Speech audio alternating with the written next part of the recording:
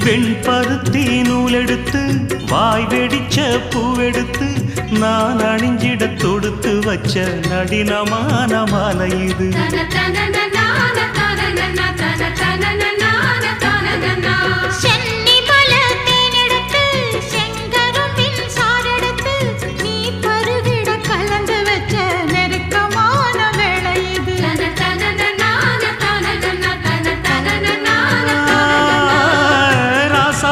உடம்பிருக்கும் ரவிக்க துணி நானாக அன்னாடம் சூடி கொள்ள ஆசை வச்சாகாதா.